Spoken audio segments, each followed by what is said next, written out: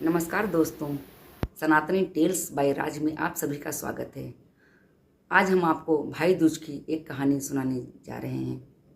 एक समय की बात है, एक बूढ़ी माता रहती थी जिनके एक बेटा और एक बेटी थी। बेटी की शादी हो चुकी थी, परंतु बूढ़ी माँ और बेटा ये बहुत गरीब थे। एक दिन भाई दूज का त्यौहार पड़ा तो बेटे ने कहा कि माँ, आज मैं अपनी बहन के घर जाऊँगा। माँ ने कहा, बेटा, बहन को देने के लिए तो तुम्हारे पास कुछ है नहीं, तो तुम कैसे जाओगे? भाई बोला, हाँ ये बात तो सही है, फिर भी आज भाई दूज है, मैं बहन से टीका कराने तो ज़रूर जाऊँगा। यह सोचकर वो घर से चला गया और कुछ दूर जाने पर उसे एक नदी मिली। नदी ने कहा कि मैं तुम्हें आगे नहीं जाने दूंगी, मैं तुम्हें मार दूंगी। भाई बोला, मैं बहन के घर टीका लगवाने जा रहा हूँ, पहले मैं टीका लगवाऊँ, फिर लौट करके आता हूँ तो तुम मुझे मार देना। यह कहकर भाई चला गया। आगे जाने पर उसे एक नाग मिला और उसने भी कहा कि आज मैं तुम्हें डसूंगा। भाई ने कहा, मैं अपनी बहन से टीका कराने जा रहा हूँ, मेरी बहन मेरा इंतज़ार कर रही होगी, इसलिए मुझे जाने दो और मैं लौट कर तुम्हारे पास आऊँगा, फिर तुम्हें मुझे डस लेना। कुछ दूर आगे जाने पर उसे शेर मिला। शेर ने भी कहा, आज तो बहुत अच्छा भोजन मिला है, आज तो मैं इसे नहीं छोड़ूंगा। यह कहकर उसके समीप आया। भाई ने कहा, मैं अपनी बहन से टीका कराने के लिए जा रहा हूँ, मैं टीका करा कर लौट कर तुम्हारे पास जरूर आऊँगा। यह कहकर शेर ने उसे जाने दिया। चलते चलते वो अपनी बहन के दरवाजे पहुँचा।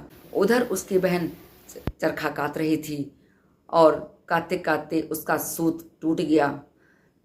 कहते हैं अगर सूत टूट जाता है तो बहन भाई का मुंह दिखे बिना बोलती नहीं है। यह सोचकर वो चुप रही और भाई उधर बाहर आवाज़ दे रहा था। कई बार आवाज़ लगाने पर जब बहन नहीं निकली तो भाई मायूस होकर वापस लौटने लगा।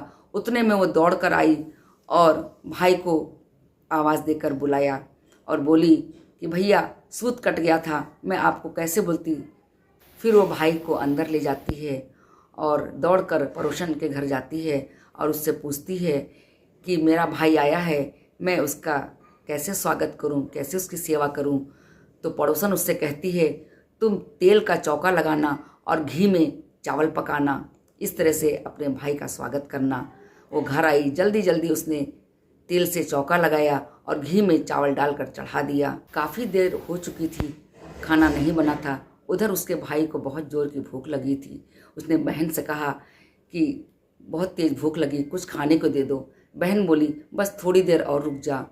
भाई थोड़ी देर और रुकने के बाद रसोई में आया तो उसने देखा कि वो घी में चावल पका रही है और उसका पूरा रसोई गीला है। उसने अपनी बहन से पूछा तो उसने बताया कि पड़ोसन ने कहा कि तेल का चौका लगाना और घी में चावल पकाना। तो भाई ने कहा, क्या कभी घी में चावल पकता है?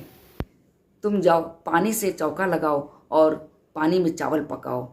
बहन ने फिर पानी से चौका लगाया और पानी में चावल पकाया, फिर भाई को खाने को दिया और टीका किया।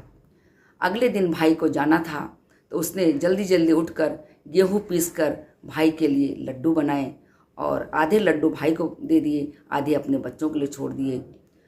भाई चला गया। थोड़ी देर बाद जब उसने बच्चों को देने के लिए लड्डू उठाया तो देखा उसका रंग हरा हो गया है। यह देखकर वह हैरान हो गई। फिर उसकी नज़र चक्की की तरफ पड़ी तो देखा उसमें आधा सांप लटका हुआ है। उसको समझते देर न लगी कि इसमें ये सांप का जहर आ गया है। वो दौड़ी दौड़ी अपने भाई को ढूंढने के लिए चली गई। बहुत दूर जाने पर उसका भाई एक पेड़ के नीचे सोता हुआ मिला। भाई से बोली कि तुमने वो लड्डू तो नहीं खाए? भाई बोला कि नहीं, वो लड्डू पेड़ पर टंगे हुए हैं। उसने लड्डू उतारा और जल्दी जल्दी एक गड्ढा खोद करके उसमें सारे लड्डू दबा दिए। तभी वो सरोवर से पानी लेने गई। वहाँ पर एक बूढ़ी माँ बैठी थी। लड़की ने पूछा कि माँ, आप कौन हैं और यहाँ क्यों बैठी हैं? माँ बोली कि मैं विधाता हूँ, तुम्हारे भाई पर बहुत संकट है, अब तुम ही उसकी रक्षा कर सकती हो। तो उन्होंने बताया कि सांप तुम्हारे भाई के लिए काल बना बैठा है, शेर तुम्हारे भाई के लिए काल बना बैठा है और नदी डुबोने के लिए बैठी हुई है, तुम अपने भाई की रक्षा करो। तो वो बोली, माँ, मैं कैसे भाई की रक्षा कर सकती हूँ? तब उसने बताया कि शेर के लिए मांस ले जाओ, सांप के लिए दूध ले जाओ और नदी के लिए एक शाल ले जाओ।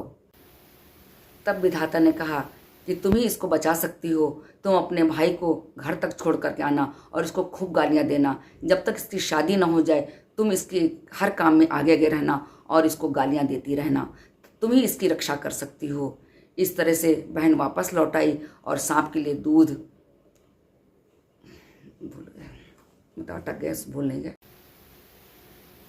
बहन ये सुनकर लौट आई और वो दूध, मांस और एक शाल लेकर रास्ते में अपने भाई को छोड़ने के लिए निकल पड़ी। भाई को साथ छोड़ने जा रही थी तो पहले उसको शेर मिला। शेर ने कहा कि मैं इसको खाऊंगा। बहन ने उसके सामने मांस का टुकड़ा रख दिया, शेर उसे खाने लगा। तब तक बहन भाई आगे निकल गए। कुछ दूर जाने पर नाग था। नाग को उसने दूध रख दिया और दूध कटोरे में दूध पीने लगा। तो दोनों भाई बहन आगे बढ़ गए।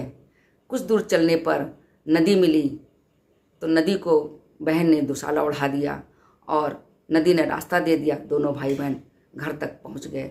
घर पहुंचने पर बहन ने भाई को खूब गालियां दी, बहुत गालियां दी।